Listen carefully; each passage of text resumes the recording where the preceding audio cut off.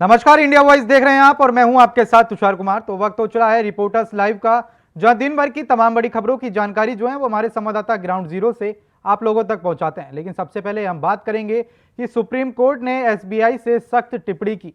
क्या रहा supreme court का फैसला, बता रहे हैं हमारे संवाददाता आदित्य सिंह। पिछले 15 फरवरी को सुप्रीम कोर्ट ने चुनावी बॉन्ड को लेकर एक ऐतिहासिक फैसला सुनाया था और चुनावी बॉन्ड को असंवैधानिक करार दिया था। साथ ही एसबीआई को चुनावी बॉन्ड से राजनीतिक पार्टियों के द्वारा भुनाई गई राशि को लेकर सारा विवरण पब्लिक करने का निर्देश भी दिया गया था। हालांकि इस मामले को लेकर एसबीआई ने कोर्ट का रुख किया और 30 जून तक का समय मांगा। हालांकि आपको बता दें कि आज इस मामले पर सुनवाई हुई और सुप्रीम कोर्ट ऑफ इंडिया ने 12 मार्च तक का समय दिया है एसबीआई को और एसबीआई को फटकार लगाते हुए कहा कि जल्द से जल्द आप यह आंकड़ा पेश करें।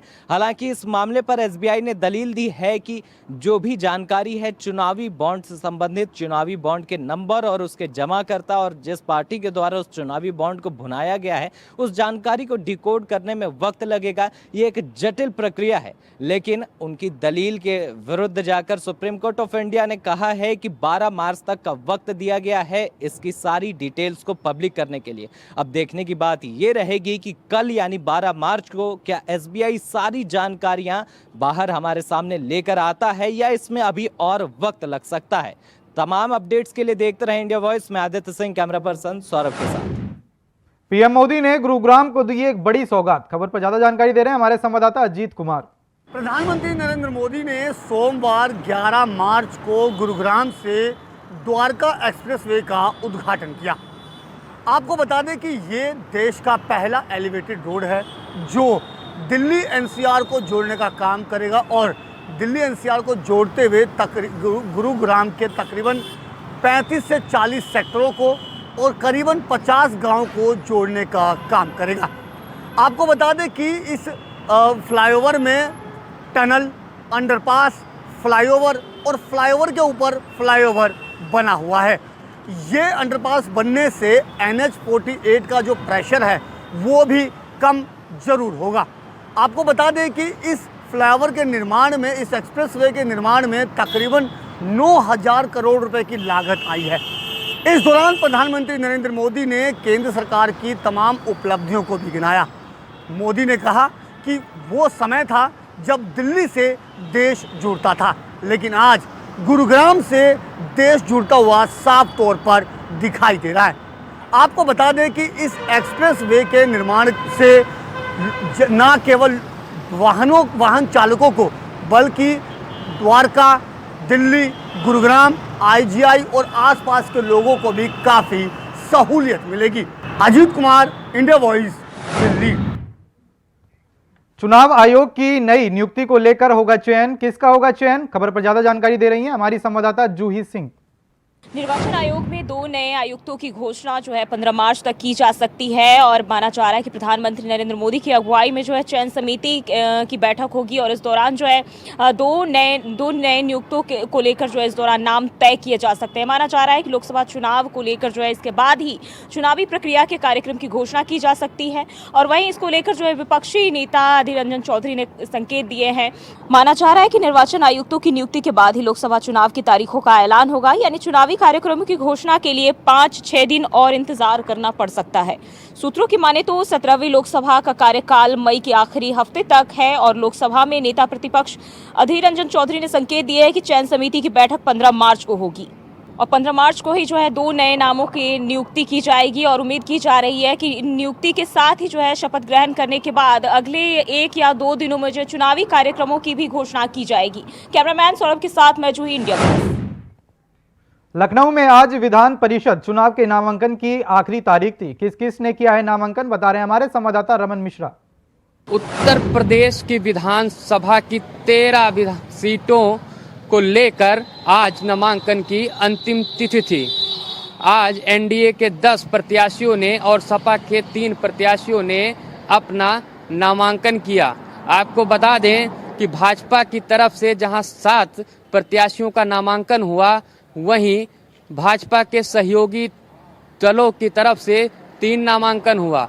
भाजपा ने जहां कई चेहरे रिपीट किए, जैसे विजय बहादुर पाठक, अशोक कटारिया, महेंद्र सिंह, वहीं कुछ नए चेहरे भी विधान परिषद भेजने के लिए उनका नामांकन करवाया, जिसमें मोहित बेनीवाल का नाम ज़्यादा सुर्खियों में है।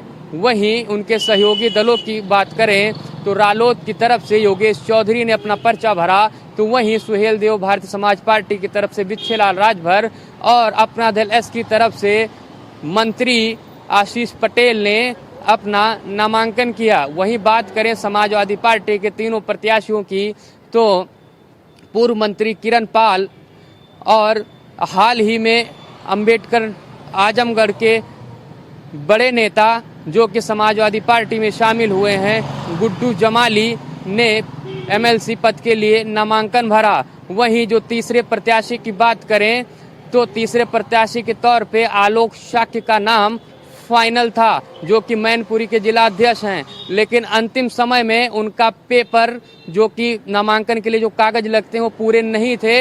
ऐसे में बलराम यादव का नामांकन कराया गया। तो ऐसे में समाजवादी पार्टी की तरफ से किरण पाल, गुड्डू जमाली और बलराम यादव ने नामांकन किया।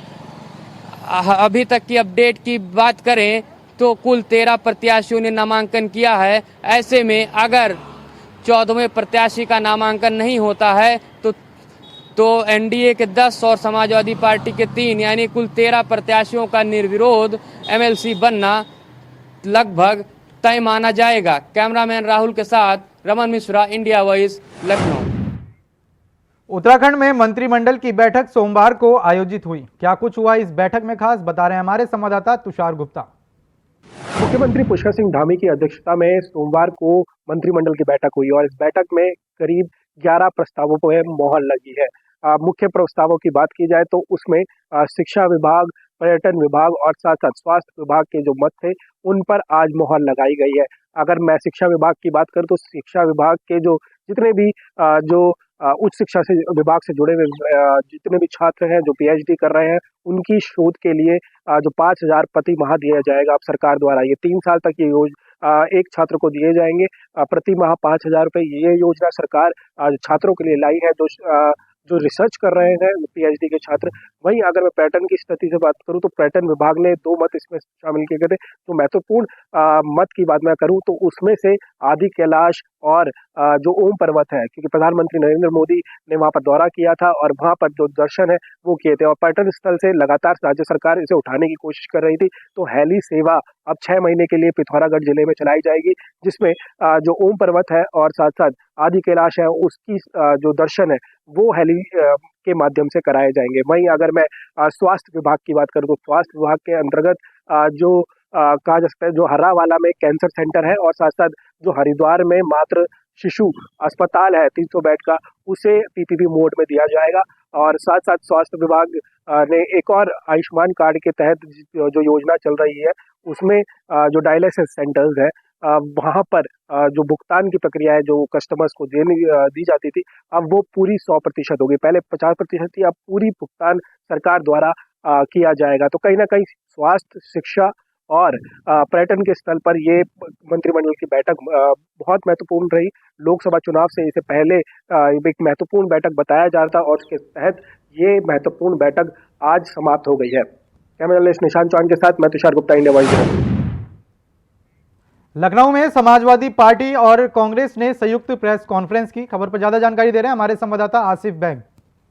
यूपी में लोकसभा की 80 सीटों पर जीत दर्ज कराने के लिए सपा सुप्रीमो अखिलेश यादव और कांग्रेस प्रदेश अध्यक्ष अजय राय, मोना मिश्रा के बीच समन्वय बैठक हुई, जिसमें तय किया गया कि दोनों पार्टियों के नेता इंडिया गठबंधन का धर्म निभाएंगे। सपा सुप्रीमो अखिलेश यादव ने कांग्रेस प्रदेश अध्यक्ष अजय राय से यह वायदा किया कि जिन 17 सीटों पर कांग्रेस प्रत्याशी लड़ेंगे वहां उनकी जीत दर्ज कराने के लिए एड़ी चोटी का जोर लगाया जाएगा। वहीं सपा सुप्रीमो अखिलेश यादव ने अपने पदाधिकारियों से भी कांग्रेस के नेताओं से परिचय कराया। बैठक के बाद सपा सुप्रीमो अखिलेश यादव ने बीजेपी पर बड़ा हमला बोला सपा सुप्रीमो अखिलेश यादव ने कहा कि प्रदेश में किसान, नौजवान और बेरोजगार पूरी तरह से परेशान हैं। सपा प्रमुख अखिलेश यादव ने सबका साथ, सबका विकास और 400 पार के नारे की खिल्ली भी उड़ाई। सपा सुप्रीमो अखिलेश यादव ने कहा कि सरकार जानबूझकर पेपर लीक करा रही है, जिसका खामियाजा उसे लोकसभा चुनाव में भुगतना होगा। जिन बेरोजगारों ने मेहनत की और नौकरी पाने के लिए दौड़ भाग की और पेपर लीक होने के बाद अब उनका गुस्सा और उनके परिवार का गुस्सा लोकसभा चुनाव में देखने को मिलेगा। वहीं दूसरी तरफ सपा सुप्रीमो अखिलेश यादव ने कहा कि इस बार 400 सीटों को हराकर बीजेपी को खदेड़ा जाएगा।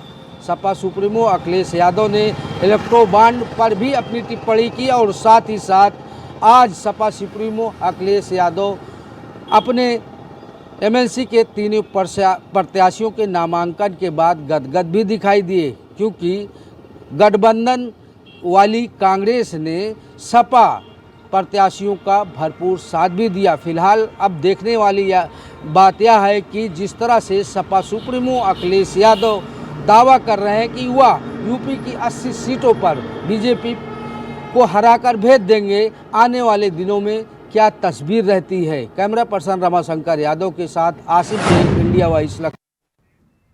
लखनऊ में अवैध बिल्डिंग गिराते समय फैली अफवाह, क्या है वो अफवाह, बता रहे हैं हमारे संवाददाता मोहम्मद अमान। राजधानी के अकबर नगर में एक बार फिर से विकास प्राधिकरण की कार्रवाई होती दिखाई दी है। आपको साफ तौर से बता दें, जिस तरह से यहाँ पूर्व में भी विकास प्राधिकरण ने निर्माणों को ध्वस्तीकरण किया था, वहीं इस बार फिर से एक कमर्शियल बिल्डिंग है जहाँ पे ध्वस्तीकरण की कार्रवाई की गई है। तस्वीरों में साफ नजर आ रहा है जिस तरह से बिल्डिंग को धराशायी किया गया, तोड़ा गया। बिल्डिंग पूरी तरह से जमींदोज हो गई है। और आपको ये भी बता दें, यही बिल्डिंग के पास में ही कुछ झुग्गी झोपड़ियां थी जहाँ पे ये खबर निकाली जा रही थी कि वहां पे कुछ लोग घायल हुए। फिलहाल जो अधिकारियों का कहना है, अधिकारियों ने साफ तौर से इस बात को मना कर दिया है कि किसी तरह से कोई भी व्यक्ति घायल नहीं हुआ है। लेकिन कहीं ना कहीं इस तरह की कार्रवाई से जो स्थानीय लोग हैं, इन लोगों में बेहद आक्रोश नजर आ रहा था। और वो आक्रोश देखने को भी मिला, कहीं ना कहीं पथराव के रूप में वो आक्रोश देखने को मिला। जिस तरह से स्थानीय लोगों ने पुलिस के ऊपर पथराव किया था, तो स्थिति क्षेत्र की बड़ी ही तनावपूर्ण हो गई थी। वहीं जो आपको बता दें, डीसीपी सेंट्रल मौके पर मौजूद थी, आई और काफी पुलिस बल था, जिसने सबने मिलकर स्थिति को सामान्य किया। फिलहाल मौके पे अभी शांति है और इस समय जो स्थानीय लोग हैं सबको गलियों में अंदर कर दिया गया है। अंदर करके भारी पुलिस बल लगा दिया गया है, जो हर एक पॉइंट पे 10-20 की बटालियन में इस समय मौजूद है। फिलहाल के लिए अधिकारियों का जो साफ तौर से कहना है कि इस समय जो स्थिति है वो अकबर नगर की बेहद शांतिपूर्ण दिखाई दे रही है। लखनऊ से मोहम्मद अमान, इंडिया वॉइस। लखनऊ में थाना बाजार खाला के बाहर पत्रकारों का जोरदार प्रदर्शन जारी है। क्यों कर रहे हैं प्रदर्शन, बता रहे हैं हमारे संवाददाता आसिफ बैंक। राजधानी लखनऊ में एक बार फिर से खाकी पर पत्रकारों का गुस्सा फूटा। आरोप है कि खाला बाजार में तैनात एसआई शैलेश तिवारी ने पत्रकार के साथ अभद्रता की और उसकी कॉलर पकड़कर थाने के अंदर लेकर चले गए। अभद्रता की जानकारी जब अन्य पत्रकारों को लगी तो वह मौके पर पहुंच गए। पत्रकारों ने एसआई शैलेश तिवारी के खिलाफ मोर्चा खोल दिया। पत्रकारों का कहना था कि एसआई शैलेश तिवारी पर कड़ी से कड़ी कार्रवाई की जाए। आपको बता दें कि पूरा मामला राजधानी लखनऊ के खाला बाजार थाने का है, जहां पर देर रात एक पत्रकार से एसआई शैलेश तिवारी ने अभद्रता कर दी। कहा भी जा रहा है कि एसआई ने पत्रकार की कॉलर पकड़कर उसके साथ अभद्रता किया। जब इसकी जानकारी अन्य पत्रकार साथियों को लगी तो वह बाजार खाला थाने के बाहर प्रदर्शन करने लगे और एसआई शैलेश तिवारी के खिलाफ कार्रवाई की मांग को लेकर जमकर नारेबाजी करने लगे। फिलहाल इस मामले को अब पुलिस के उच्चाधिकारियों ने संज्ञान में ले लिया है और पत्रकारों को कार्रवाई का आश्वासन दिया है। फिलहाल जिस तरह से पत्रकारों के साथ यह अभद्रता हुई, इसको लेकर अब आम जन भी यह कह रहा है कि खाकी को सुधरना चाहिए। कैमरा पर्सन रमाशंकर यादव के साथ आसिफ बेग, इंडिया वॉइस, लखनऊ। हमीरपुर में बार संघ एसोसिएशन के लोगों की हड़ताल जारी है। खबर पर ज्यादा जानकारी दे रहे हैं हमारे संवाददाता रुपेश गुप्ता। हमीरपुर में वकीलों की हड़ताल अब भी चल रही है। मैं आपको बता दूं, पूरा मामला हमीरपुर मुख्यालय का है, जहां पर हमीरपुर की फैमिली कोर्ट की महिला जज है, उनके खिलाफ प्रदर्शन चल रहा है। 21 दिन पूर्व हो गए हैं, इसके बावजूद भी वकील अब भी हड़ताल पर बैठे हुए हैं। आज जो वकील हैं पूरा अपना जन सैलाब लेकर हमीरपुर का भ्रमण किया और उन्होंने बस स्टैंड पर जाम भी लगाया और काफी देर तक जाम लगा रहा। इसके बाद उन्होंने फिर वहाँ जाम जैसे ही खुलता है, इसके बाद वो वहाँ से निकल जाते हैं कोर्ट के लिए। मैं आपको बता दूं, इससे पहले भी वो धरना प्रदर्शन बराबर जारी है उनका। अभी कुछ दिन पहले उन्होंने जो लोक अदालत था उसका भी बहिष्कार किया था और वहाँ पर काफी फोर्स भी तैनात है इस समय। जब इनकी मांग है जो हमीरपुर की फैमिली कोर्ट की महिला जज है उनका या ट्रांसफर किया जाए या हमीरपुर से उनको हटाया जाए। इंडिया वॉइस से रुपेश गुप्ता, हमीरपुर। एलवीश यादव को फिर से नोएडा पुलिस ने पूछताछ के लिए बुलाया। खबर पर ज्यादा जानकारी दे रहे हैं हमारे संवाददाता नितिन चौधरी। यूट्यूबर एलवीश यादव की मुश्किलें कम होने का नाम नहीं ले रही है। जहां एलवीश यादव को एक बार फिर से नोएडा पुलिस पूछताछ के लिए बुला रही है। जहां एलवीश यादव के ऊपर जो आरोप लगाए थे कि रेप पार्टी में जहरीले सांपों का सप्लाई करने का मामला सामने आया था, नोएडा पुलिस उस समय से लगातार एलवीश यादव को जो है ढूंढ रही थी, लेकिन उसके बाद लगातार एलवीश यादव की जो मुश्किलें हैं वो कम नहीं हो रही हैं। लेकिन उसके बाद लगातार अब बताया जा रहा है कि नोएडा पुलिस जल्दी ही चार्जशीट भी दाखिल कर सकती है। इस मामले में ऑफिशियल रिपोर्ट सामने आई है कि जिसमें कोबरा क्रेत प्रजाति सांपों का जहर पुष्टि हुई थी। इसमें सिलसिले में पुलिस ने एलविश से पूछताछ के लिए सवालों की सूची तैयार की है। गौरतलब है कि पीपल फॉर एनिमल संस्था ने इस सिलसिले में मुकदमा दर्ज कराया था। इस मामले की जांच थाना सेक्टर 20 पुलिस कर रही है। यूट्यूबर एलविश यादव पर एक और वीडियो भी विवादों में आया है। एलविश यादव एक शख्स को पिटाई कर रहे हैं। सोशल मीडिया पर यह वीडियो वायरल है। दरअसल ट्विटर वार का नतीजा इस पर सिलसिले में गुरुग्राम पुलिस ने एलविश के खिलाफ मुकदमा दर्ज कर लिया है। हालांकि एलविश इस वीडियो में अपनी सफाई भी पेश की है। एलविश यादव ने एक वीडियो में एक ट्विटर यूजर से इंटरनेट पर शेयर किया है कि वीडियो एलविश को पसंद नहीं आया है। दोनों के बीच ट्विटर पर ही बहस हुई है और फैसला भी लिया गया है। दिल्ली में एक दूसरे की भिड़ंत भी हुई है। गुरुग्राम के रहने वाले यूजर मेट्रो पकड़कर दिल्ली आया और यहाँ एक स्टोर में एलविश यादव अपने साथियों के साथ पहुँचा। आरोप यह है कि वहाँ उसके साथ मारपीट। इसका वीडियो जो है घर के कैलाश नाम के ट्विटर आईडी से शेयर किया गया है। इस ट्विटर यूजर का नाम मैक्सटन है। ट्विटर प्रोफाइल माने तो यह शख्स एक बिजनेसमैन जो रियल इस्टेट में और कंटेंट क्रिएट करने का काम करता है, साथ ही टेबल का भी शौकीन है।